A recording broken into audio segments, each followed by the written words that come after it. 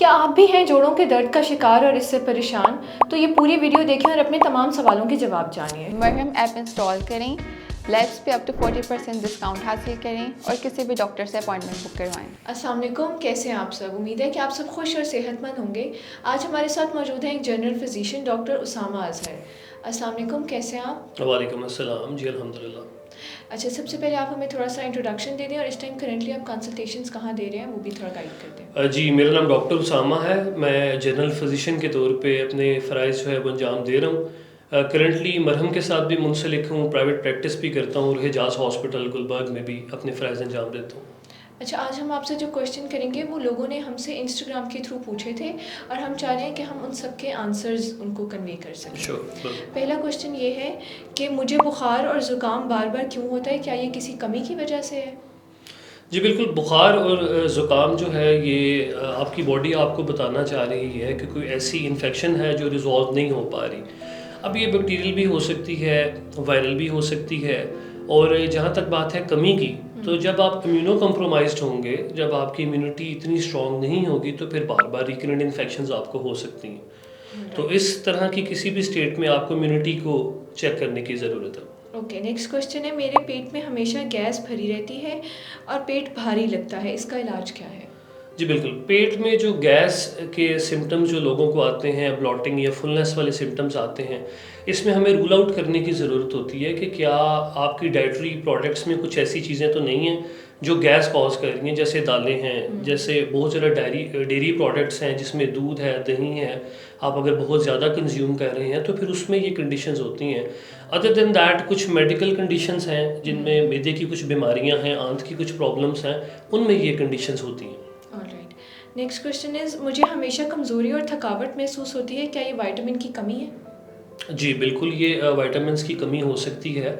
अगर आपको थकावट महसूस होती है तो ये बिल्कुल विटामिन्स, स्पेशली जो विटामिन बी कैटेगरी के विटामिन है, B1, B2, B3, और मोस्ट प्रोबेबली जिनको बहुत ज़्यादा वीकनेस फील होती है उनको विटामिन डी को रूल आउट करवाना चाहिए। 50% जनरलाइज वीकनेस की जो कॉज है वो विटामिन डी डेफिशिएंसीज हैं, कैल्शियम की डेफिशिएंसीज हैं, तो बिल्कुल हो सकती हैं। ओके, जी। नेक्स्ट क्वेश्चन इज़, मेरे जोड़ों में दर्द रहता है, क्या ये यूरिक एसिड या आर्थराइटिस हो सकता है? जी, जोड़ों के अगर दर्द की आप बात करें तो यूरिक एसिड और आर्थराइटिस दोनों हो सकते हैं। यूरिक एसिड में प्रॉबली अगर आपको यूरिक एसिड का पेन है तो आपके थंब से ये पेन शुरू होता है, पैरों के अंगूठे से। और आर्थराइटिस की अगर बात करें तो डिफरेंट जॉइंट्स में आपकी बॉडी के जो बड़े मेजर जॉइंट्स हैं, जैसे आपका नी जॉइंट है, हिप जॉइंट है, आपके एल्बो के जॉइंट्स हैं, इनमें पेन होता है। तो बिल्कुल यूरिक एसिड भी हो सकता है और आर्थराइटिस भी हो सकता है, बिल्कुल दोनों हो सकते हैं। ओके, नेक्स्ट क्वेश्चन इज़, मुझे चक्कर आते हैं और सर दर्द रहता है। चक्कर आते हैं और सर दर्द रहता है, अगर ये बहुत ज़्यादा फ्रीक्वेंट होता है तो फिर आपको जो है वो माइग्रेन को रूल आउट करवाने की ज़रूरत है। उसमें आपको चक्कर आते हैं, सर में दर्द होता है। अदर देन दैट कुछ क्लस्टर हेडिक्स हैं जो सर के डिफरेंट पेन हैं, उनको रूल आउट करने की ज़रूरत है। बाज़ औक़ात आई साइड अगर वीक है तो फिर भी आपको चक्कर आते हैं, सर में दर्द होता है। मैदे के प्रॉब्लम्स में भी इवन आपको हेडेक के साथ पेशेंट्स जो हैं वो प्रेजेंट करते हैं। तो इसके लिए फिर ये है कि आपका प्रॉपर रूल आउट होना ज़रूरी है। नेक्स्ट क्वेश्चन इज़, मेरे बच्चे को बार बार खांसी और नज़ला हो जाता है, क्या ये वीक इम्यूनिटी की वजह से है? जी, वीक इम्यूनिटी भी आप कह सकते हैं, लेकिन क्योंकि बच्चे जो हैं वो जगह जगह पे हाथ लगाते हैं और फिर एक बच्चे से इन्फेक्शन दूसरे बच्चे में ट्रांसमिट होने के चांसेस बहुत ज़्यादा होते हैं। तो इस तरह की कंडीशन में आपने बच्चों की जो हाइजीन है उसका ख्याल रखना है। आपने मेक श्योर करना है कि जो बच्चे हैं वो अपने हाथ फ्रीक्वेंटली वॉश करें, और अगर वो किसी जगह पे किसी कंटामिनेटेड प्लेस को टच करते हैं तो उसके बाद वो कोई चीज़ खाएं ना।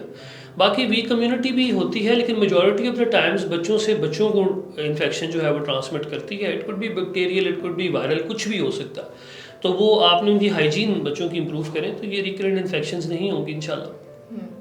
नेक्स्ट क्वेश्चन इज़, मेरी स्किन पर दाग और खुजली हो गई है, क्या ये किसी एलर्जी की वजह से है? जी बिल्कुल, स्किन पे दाग और जो ख़ारिश है ये बहुत सारी डर्मेटोलॉजिकल कंडीशंस हैं, स्किन की कंडीशंस हैं जिसमें इस तरह के मामलात होते हैं। स्पेशली स्केबीज़ एक कंडीशन है जो बहुत ज़्यादा कॉमन है, बहुत ज़्यादा पाई जाती है। उसमें फिर आप अपनी स्किन को जो है वो नीट एंड क्लीन रखें, अगेन अपनी पर्सनल जो आपकी हाइजीन है उसका ख्याल रखें, फ्रीक्वेंट वॉश वगैरह करें, और देन अगर कोई प्रॉब्लम बहुत ज़्यादा एग्जैजरेटेड है फिर उसका डायग्नोस्ट करवाएं और ट्रीटमेंट है उसके लिए स्पेसिफिकली। ओके, मेरे पेट में कॉन्स्टिपेशन या डायरिया की शिकायत रहती है, क्या खाना चाहिए और क्या अवॉइड करना चाहिए? देखिए जी, कॉन्स्टिपेशन और डायरिया जो है ये दोनों एक डिफरेंट जो है वो कंडीशंस हैं। कॉन्स्टिपेशन जब कभी आपको है तो कॉन्स्टिपेशन के पीछे कोई ना कोई रीज़न होगी। आप अपना फाइबर इनटेक इंक्रीज़ करें, आप अपना जो है वाटर इनटेक इंक्रीज़ करें, कोशिश करें कि ज़्यादा से ज़्यादा वेजिटेबल्स कंज्यूम करें, जंक फूड जो है उसको अवॉइड करें, पिज़्ज़ा बर्गर शवारमा इस तरह की चीज़ों को आप अवॉइड करें। डायरिया देन अगेन कोई इन्फेक्टिव रीज़न हो सकती है या फिजियोलॉजिकल भी हो सकता है, दोनों हो सकते हैं। तो डायरिया में फिर ये है कि आप अपना वाटर इनटेक ठीक करें, ओआरएस सॉल्यूशंस हैं वो यूज़ करें। दोनों की मैनेजमेंट अलग है। डायरिया अगर ये दोनों साइमल्टेनियसली एग्जिस्ट करती हैं, दोनों चीज़ें अगर आपको डायरिया भी है, कॉन्स्टिपेशन भी है, फिर आईबीएस के लिए रूल आउट करवाएं। कंडीशन आईबीएस है, उसको रूल आउट करवाएं। मुझे हमेशा घबराहट और नींद की कमी रहती है, क्या ये स्ट्रेस और एंजाइटी की वजह से? जी 100% ये स्ट्रेस और एंजाइटी की एक जो है एक प्रॉपर अलामत है। घबराहट जो है और साथ में नींद का ना आना, ये इस चीज़ का एक इंडिकेटर है कि आप जो है वो स्ट्रेस और एंजाइटी बहुत ज़्यादा ले रहे हैं, और अर्ली फॉर्म ऑफ डिप्रेशन के भी ये साइंस और सिम्टम्स में से एक है।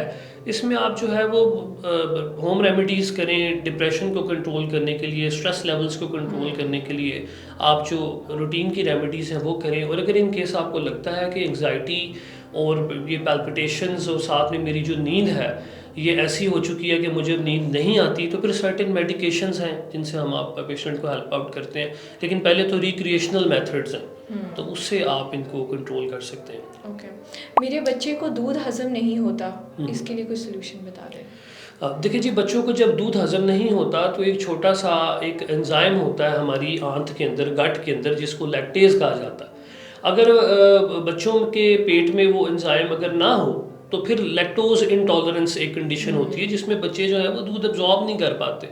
तो उस कंडीशन में आजकल तो मार्केट में डिफरेंट ड्रॉप्स आए हुए हैं जिनमें वो एंजाइम जो है वो एग्जिस्ट करता है। तो आप उसमें ये कर सकते हैं कि वो एंजाइम जो है वो जो ड्रॉप्स हैं वो बच्चों को आप पहले देते हैं, उसके बाद आप उनको फीड देते हैं तो वो जो है मिल्क टॉलरेट कर लेते हैं। और कुछ कंडीशंस में ऐसा होता है कि जब फार्मूला फीड दिया जा रहा होता है तो कुछ बच्चे पर्टिकुलर ब्रांड का फार्मूला फीड जो है वो अब्जॉर्ब नहीं कर पाते, फिर उसमें स्विच कर जाते हैं हम लोग। वैसे तो मदर फीड ही जो है वो बेस्ट फीड है, लेकिन उनकी कुछ केसेस में फार्मूला फीड है तो उसमें फिर उसको स्विच करना चाहिए।